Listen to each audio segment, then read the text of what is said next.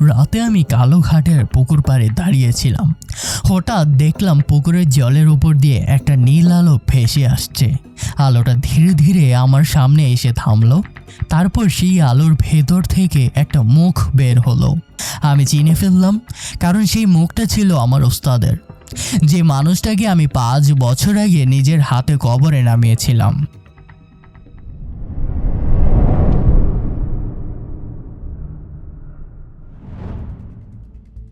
রাহিম ভাই, আসসালামু আলাইকুম। জানি না ঠিক কোথা থেকে শুরু করব। অনেক দিন ধরে ভাবছি লিখব, তারপর ভাবছি না থাক, তারপর আবার ভাবছি লিখব। এই করতে করতে মাসের পর মাস চলে গেছে। আজ রাতে ঘুম আসছিল না।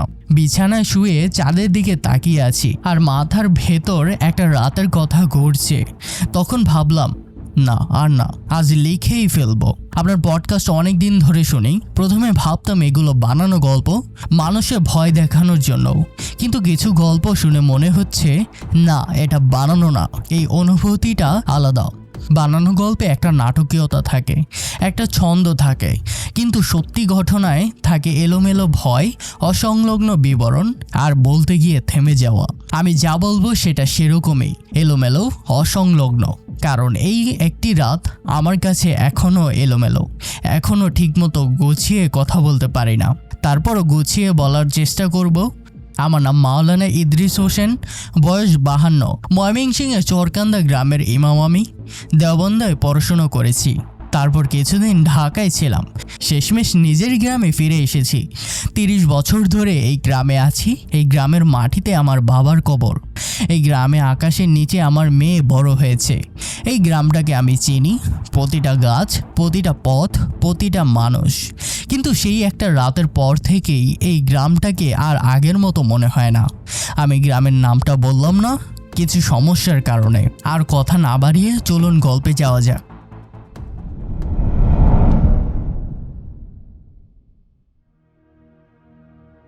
গ্রামে একটা পুকুর আছে, নাম কালোঘাট।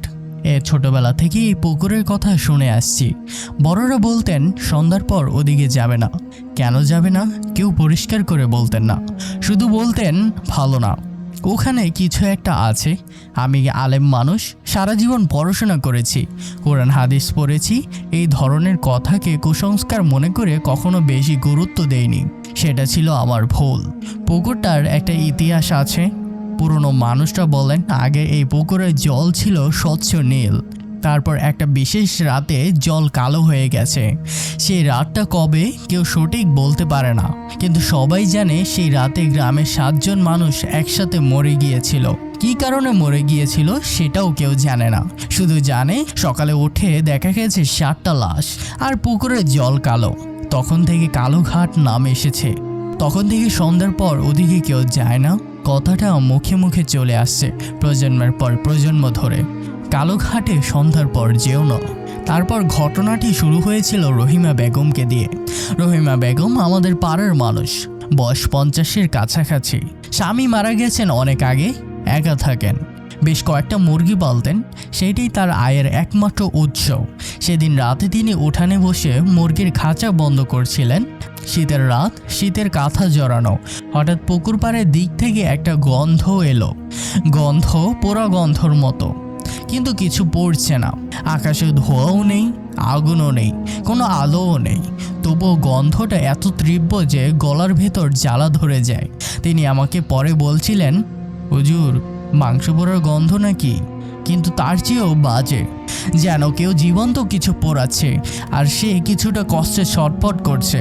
গন্ধটা নাকে লাগতেই বুকের ভেতর একটা অজানা আতঙ্ক চলে আসে তার। দ্রুত খাঁচা বন্ধ করে দরজা লাগিয়ে ঘরের ভেতরে চলে যান। সকালে উঠে দেখেন খাঁচার সব মুরগি মরে পড়ে আছে, একটাও বাঁচেনি। কিন্তু গায়ে কোনো আঁচড়ও নেই, দাগও নেই, রক্তও নেই। কোনো শিয়াল বা বেজি ঢুকলে এভাবে মারে না, তখন রক্ত থাকে, পালক ছড়ানো থাকে, একটা সংঘর্ষের চিহ্ন থাকে। কিন্তু এখানে সেসব কিছুই নেই, যেন মুরগিগুলো ঘুমের মধ্যে চুপচাপ মরে গেছে, শুধু চোখগুলো খোলা। রহিম ভাই, এটা বলতে গেলে আমি জানি আজব শোনাবে, কিন্তু রহিমা বেগম যেভাবে বললেন আর আমি নিজে যেভাবে দেখলাম, সেই মুরগিগুলোর চোখে একটা ভয়ের ছাপ ছিল। মৃত প্রাণীর চোখে সাধারণত কিছু থাকে না, কাচের মতো ফাঁকা হয়ে যায়, কিন্তু এগুলোর চোখে কিছু একটা ছিল, জমাট বাঁধা আতঙ্ক, যেন মরার পর ঠিক আগের মুহূর্তে কিছু একটা দেখেছিল, আর সেই দেখার পর চোখে ছাপ থেকে গেছে। তারপর গ্রামের মানুষ বলাবলি করলো, কেউ বলল অসুখে মরেছে, কেউ বলল বিষ খেয়েছে। আমি শুনলাম, কিন্তু মনের ভেতরে একটা খচখচানি রয়ে গেল, কারণ সেই একই সপ্তাহে করিমের সাথে আরেকটি ঘটনা হলো। করিম আমাদের গ্রামের ছেলে, বয়স 19, মাথায় একটু বুদ্ধির ঘাটতি নেই, কিন্তু সাহস দেখাতে ভালোবাসে। বন্ধুদের সাথে বাজি ধরছিল, কালোঘাটে রাত 12টায় যাবে, একা 1 ঘন্টা থাকবে, তারপর ফিরে আসবে। বন্ধুরা গ্রামের বাইরে দাঁড়িয়ে অপেক্ষা করছিল, কিন্তু করিম আর ফিরে আসেনি। সকালে তাকে পাওয়া গেল না, মাটিতে পড়ে আছে অজ্ঞান, শ্বাস আছে জীবিত কিন্তু বেহুশ। তাকে বাড়িতে নিয়ে গেল, ডাক্তার ডাকা হলো। ডাক্তার বললেন শরীরে কিছুই হয়নি, তবে প্রচণ্ড ধাক্কা খেয়েছে মনে হয় মানসিকভাবে। জ্ঞান ফিরলে বলা যাবে। বিকেলের দিকে জ্ঞান ফিরল। জ্ঞান ফেরার পর করিম কথা বলতে পারছে, কিন্তু যা বলছে সেটা শুনে গা শিউরে ওঠে। সে বারবার একটা কথাই বলছে, ও আসছে, ও আসছে, ও এখনই আসছে। আর তার চোখে সেই একই ভয়, রহিমা বেগমের মুরগির মতো জমাট বাঁধা গভীর অকারণ একটা আতঙ্ক। তার মা কাঁদতে কাঁদতে আমাকে ডাকতে এলেন। আমি গেলাম, করিমের মাথায় হাত রাখলাম, দোয়া পড়লাম, সে একটু শান্ত হলো, কিন্তু চোখে সেই ভয় গেল না। আমি তার চোখের দিকে তাকিয়ে বুঝলাম এই ছেলে কিছু একটা দেখেছে, এমন কিছু যা একটা সুস্থ মানুষের সহ্যের বাহিরে। বাড়িতে ফিরে সেদিন সারাদিন চুপ করে বসে রইলাম, কোরআন পড়লাম, চিন্তা করলাম। মনের ভেতরে একটা দ্বন্দ্ব চলছে। এদিকে যুক্তি বলছে হয়তো কোনো স্বাভাবিক ব্যাখ্যা আছে, অন্যদিকে অভিজ্ঞতা বলছে না, এটা স্বাভাবিক না। রাহিম ভাই, আমি 30 বছর ধরে মানুষের জানাজা পড়িয়েছি, মানুষের ভয় দেখেছি, মানুষের কষ্ট দেখেছি। আমি জানি সাধারণত ভয় কেমন দেখায়, আর যা করিমের চোখে দেখলাম সেটা সাধারণ না।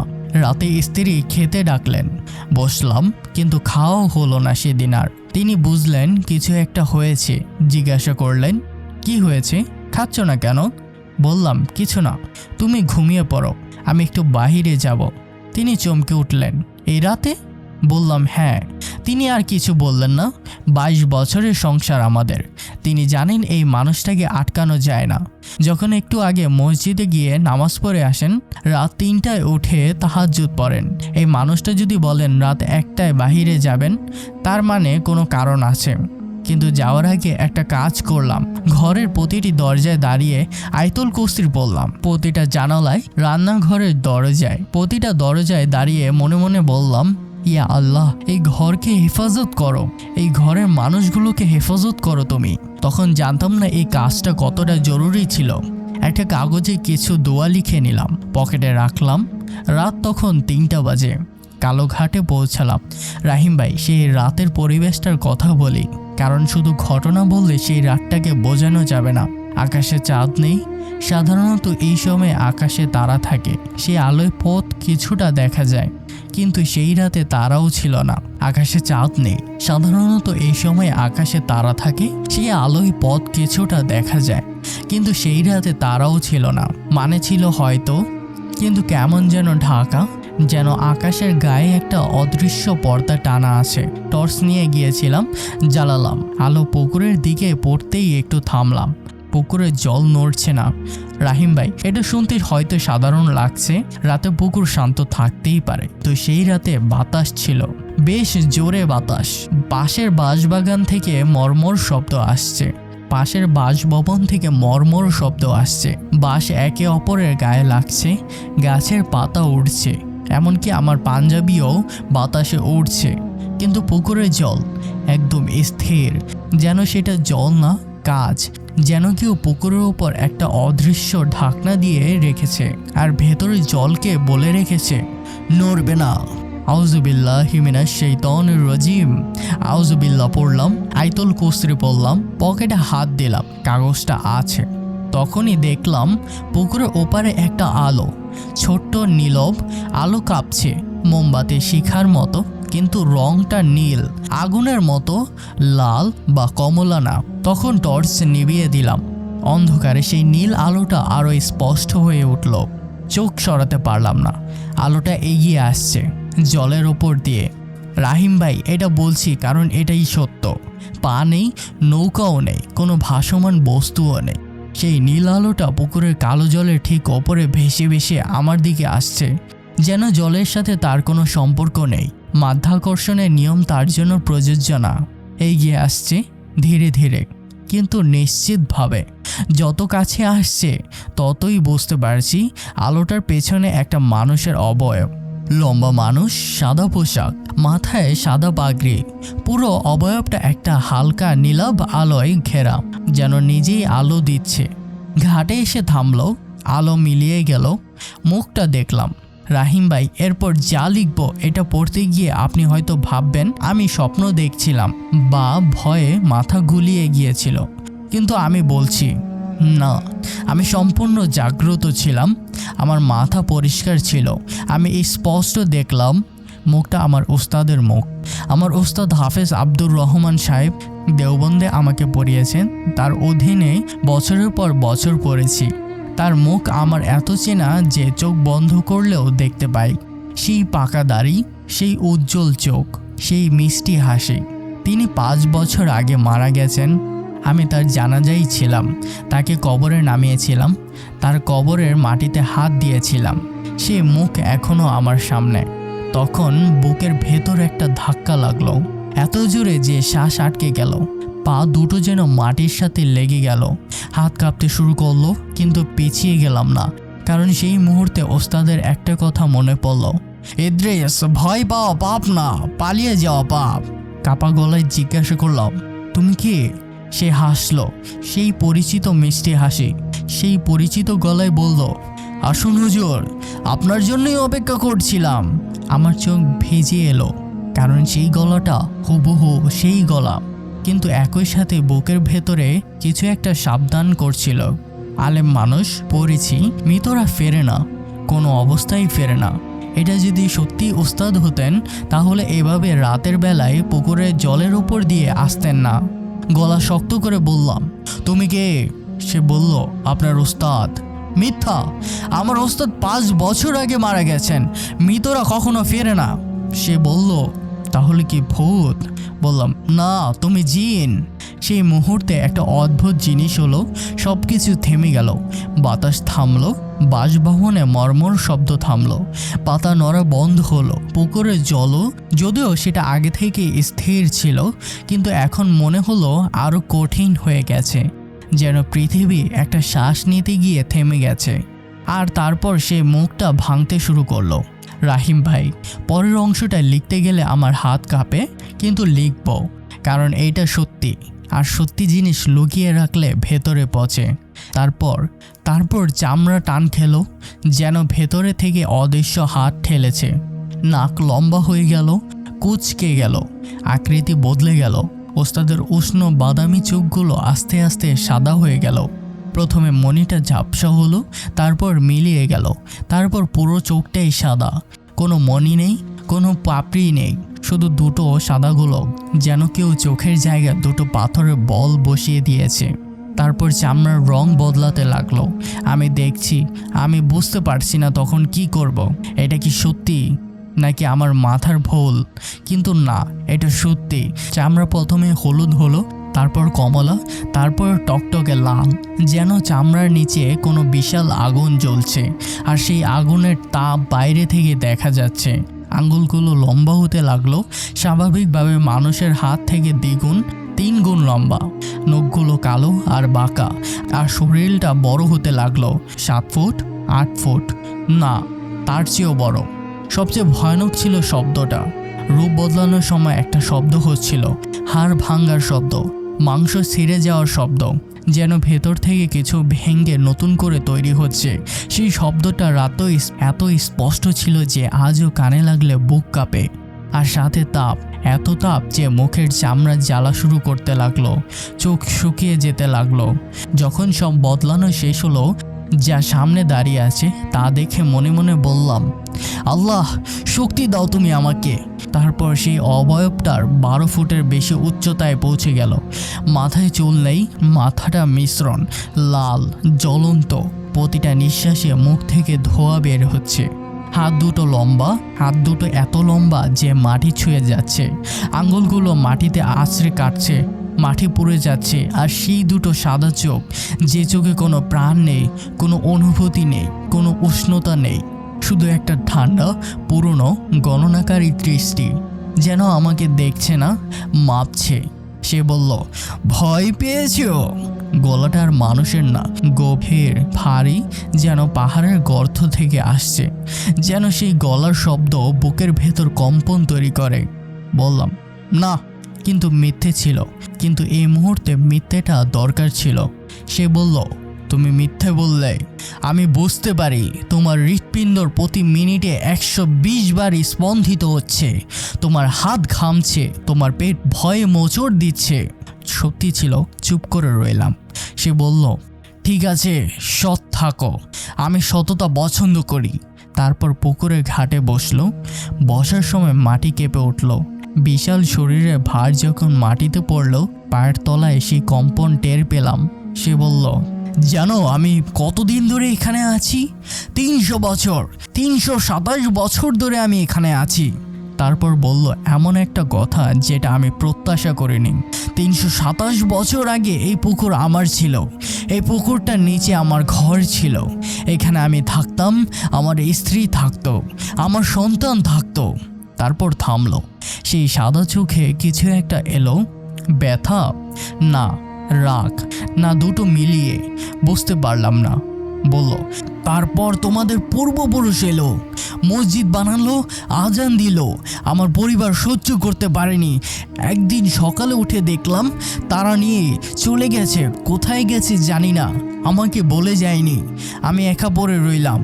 রাহিম ভাই, এই কথাগুলো শুনতে গিয়ে আমার অদ্ভুত একটা অনুভূতি হলো। এই বিশাল ভয়াবহ প্রাণীটা কথায় একটা একাকিত্ব ছিল। 327 বছরে একাকিত্ব, সেটা মানুষের হোক বা জিনের হোক, একাকিত্বর ভাষা একই। আমি বুঝতে পারলাম, কিন্তু বুঝলেই মেনে নিতে হবে না।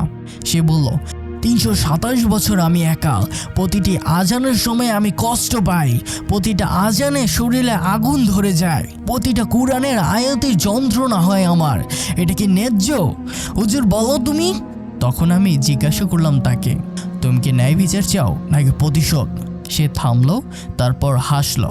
অনেক বেশি দাঁত, অনেক বেশি চওড়া, মানুষের মুখ এতটা প্রসারিত হয় না। তারপর সে বলল, দুটোই, আমি দুটোই চাই। তারপর সে উঠে দাঁড়ালো। তারপর সে বলল, আমার দাবি সহজ, মসজিদ ভাঙ্গো, আজান বন্ধ করো, গ্রামের মানুষরা এই পুকুরের ধারে আসবে না, তাহলে আমি শান্ত থাকবো। নইলে আজ রাতেই একজন মারা যাবে, কাল 2 জন, পরশু 4 জন, যতক্ষণ না তোমাদের গ্রামে কেউ না থাকে। বললাম, আমি রাজি হব না। সে ঝুঁকল, সে বিশাল শরীর আমার দিকে ঝুঁকে এলো। মুখ থেকে বের হওয়া ধোঁয়া আমার মুখে লাগলো, তারপর পোড়া গন্ধ। বলল, তুমি মাটির তৈরি, আমি আগুনের, তোমার শরীর আমার স্পর্শ সহ্য করবে না। বললাম, তাহলে স্পর্শ করো। নীরবতা। সে সরে গেল।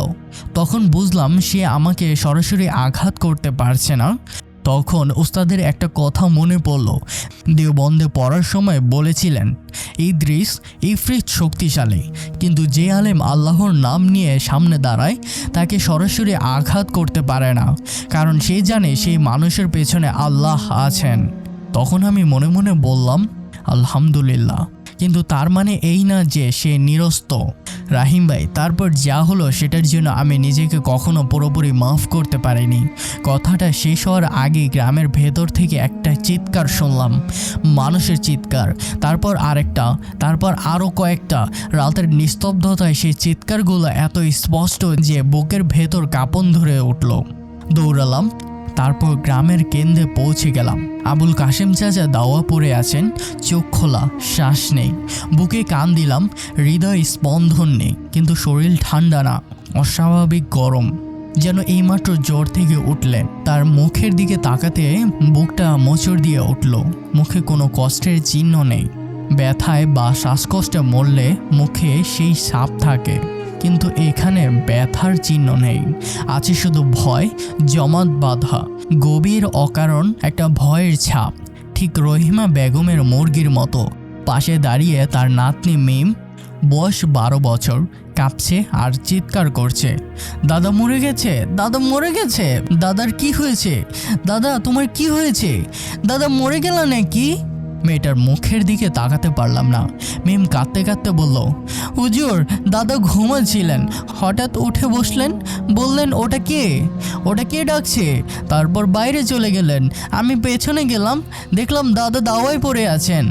আবুল কাশেম চাচা 75 বছরের মানুষ, এই গ্রামের সবচেয়ে বয়স্ক মানুষদের একজন। সারা জীবন 5 ওয়াক্ত নামাজ পড়েছেন, কাউকে কষ্ট দেননি। এই মানুষটাকে এভাবে মারা হলো একটা 12 বছরের মেয়ের চোখের সামনে। আমার চোখে জল চলে আসলো। পুকুর পাড়ে ফিরে গেলাম। ইফরিত সেখানেই দাঁড়িয়ে, যেন নড়েনি, যেন সে জানতো আমি ফিরে আসব। বললাম, তুমি একজন বৃদ্ধ নিরীহ মানুষকে মেরেছো। সে বলল, প্রথম রাত 1 জন, কাল 2 জন, আমি রাজি হব না। তারপর আমি বললাম, আমি রাজি হব না। সে ধীরে ধীরে আমার দিকে ঝুঁকলো। সেই তাপের ঢেউ আবার এলো। তাহলে তোমার পরিবার? থামলো একটু, তারপর বলল, তোমার স্ত্রী, তোমার মেয়ে এখনো বাসায় ঘুমাচ্ছে। আমি চাইলে এখনই তাদেরকে শেষ করে দিতে পারি। তুমি কিচ্ছুই করতে পারবে না। হাত মুষ্টিবদ্ধ হয়ে গেল। কিন্তু তখন মনে পড়ল, বাসা থেকে বেরোনোর আগে আয়াতুল কুরসি পড়ে এসেছিলাম প্রতিটা দরজায়, প্রতিটা জানালায়। বললাম, তুমি তাদের স্পর্শ করতে পারবে না, কারণ বেরোনোর আগে আমি তাদের চারপাশে সুরক্ষা বলয় তৈরি করে এসেছি। সেটা ভাঙ্গার ক্ষমতা তোমার নেই। সে বলল, চালাক। বললাম, না, বিশ্বাসী। এরপর সে ক্রোধে ফেটে পড়ল। রাহিম ভাই, সেই দৃশ্যটার কথা বলি। পুকুরের কালো জল হঠাৎ উঠল, ঢেউ নয়, পুরো জলটা যেন ক্রোধে ফুঁসে উঠল। ছলকে ঘাটে উঠে এলো আমার পায়ের কাছে।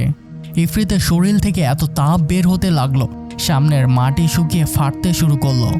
ভেজা মাটিতে ফাটল ধরেছে, ফাটলের ভেতর থেকে ধোঁয়া উঠছে, গাছের পাতা ঝরে পড়ছে। আকাশে একটা রক্তলাল আভা ছড়িয়ে পড়ল এবং সে এগিয়ে আসতে লাগলো। প্রতিটা পদক্ষেপে মাটি কাঁপছে, পোড়া গন্ধ আরও তীব্র হচ্ছে। চোখ জ্বালাপোড়া করছে, গলা জ্বালাপোড়া করছে। সে বিশাল শরীর আমার দিকে আসছে আর মনে হচ্ছে এটা থামানো সম্ভব না, কিন্তু পিছিয়ে গেলাম না।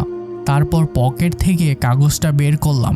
হাত কাঁপছিল, কিন্তু কাগজটা ধরে রাখলাম এবং পড়তে শুরু করলাম। বিসমিল্লাহির রহমানির রহিম। সে থামলো, মাঝপথে থামলো, যেন অদৃশ্য দেয়ালে ধাক্কা খেয়েছে। আয়াতুল কুরসি পড়লাম পুরোটা, ধীরে ধীরে, প্রতিটা শব্দ স্পষ্ট করে। তারপর পুকুরে উঠলানো জল আস্তে আস্তে পিছিয়ে যেতে লাগলো। ইফরিত 1 পা পিছিয়ে গেল, বলল, থামো। থামলাম না। সূরা জিনের শুরুর কয়েকটা আয়াত পড়লাম। ইফরিত জিনের কাঁপন শুরু হলো। টকটকে লাল চামড়ায় ফাটল ধরতে লাগলো। সেই ফাটলের ভেতর থেকে একটা আলো বের হচ্ছে, তীক্ষ্ণ ব্যথার আলো, যেন ভেতর থেকে কেউ আগুন জ্বালিয়ে দিচ্ছে এবং সেই আগুন সহ্য করা যাচ্ছে না। সে গর্জন করে বলল, থামো। এত জোরে যে কান ব্যথা করে উঠল। কানের ভেতরে একটা গুনগুন শুরু হলো, কিন্তু পড়তেই থাকলাম। ওস্তাদের শেখানো বিশেষ দোয়াটা পড়লাম। সেই দোয়া পড়তেই ইফরিত এমন একটা চিৎকার দিল যে মাটি কেঁপে উঠল। পাথর ফাটার শব্দ, বজ্রপাতের শব্দ, গভীর যন্ত্রণার আর্তনাদ, সব একসাথে মিশে এক অসহ্য আওয়াজ হলো। আমি দাঁত চেপে পড়তে থাকলাম। আকাশের রক্ত লাল আভা মিলিয়ে যেতে লাগলো। পুকুরে জল পিছিয়ে যাচ্ছে।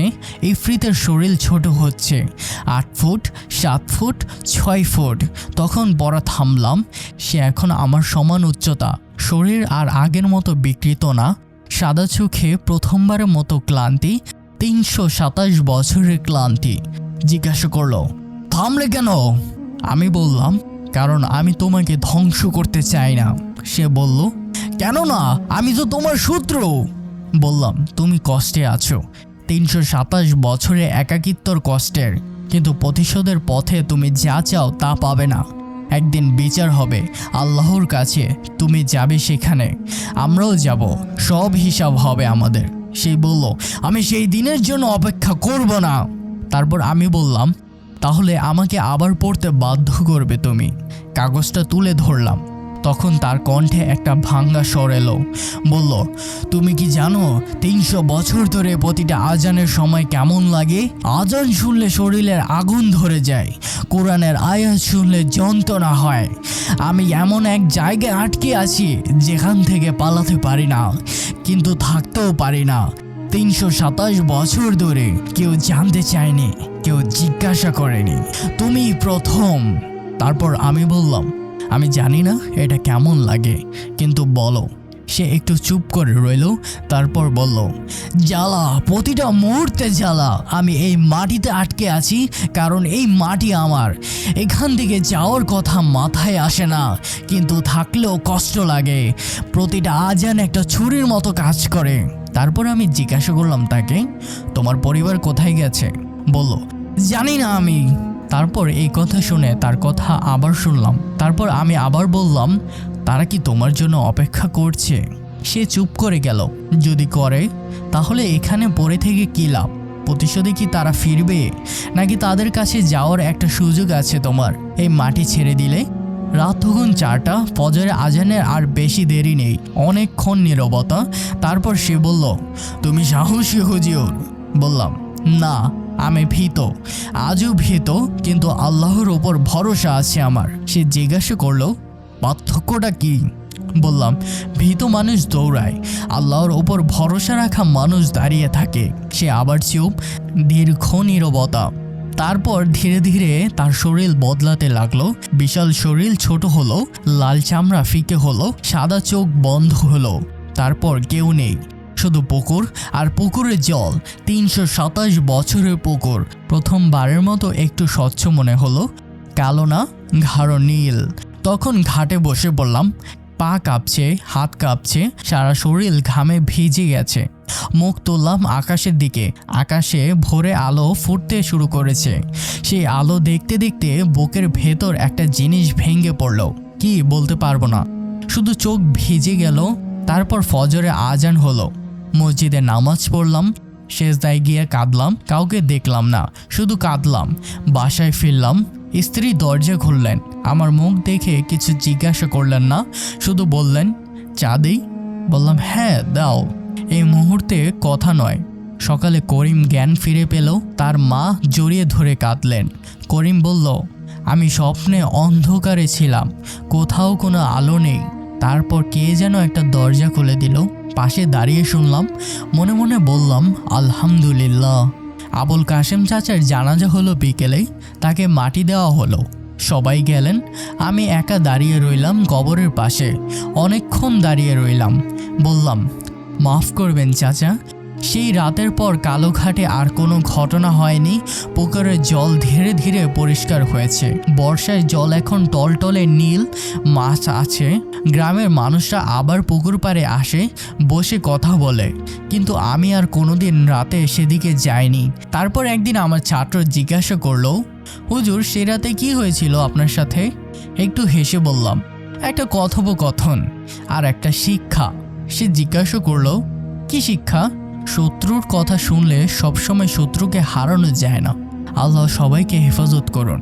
মাওলানা ইদ্রিস হোসেন, চরকান্দা, ময়মনসিংহ। ওয়ালাইকুম আসসালাম ইদ্রিস সাহেব। আপনার চিঠিটা পড়ার পর আমি অনেকক্ষণ চুপ করে বসেছিলাম। এটা শুধু একটা ভয়ের রাতের গল্প নয়, এটা একজন মানুষের সবচেয়ে কঠিন পরীক্ষার দলিল। সে রাতে পুকুর পাড়ে প্রিয় ওস্তাদের মুখে সেই ভয়াবহ রূপটা দেখে যে যন্ত্রণাটা, তা ভাবলেই গা শিউরে ওঠে। যাকে সবচেয়ে বেশি ভালোবাসতেন, সবচেয়ে বেশি সম্মান করেন, পরে অন্ধকারে মুখোশ হয়ে ওঠে। এর চেয়ে নিষ্ঠুর আঘাত আর কি হতে পারে? আর বৃদ্ধ আবুল কাশেম চাচার কথা, ছোট্ট মিমের সেই চিৎকার, এটা পড়তে গিয়ে বুকের ভেতরটা একটা হাহাকার অনুভব করছে।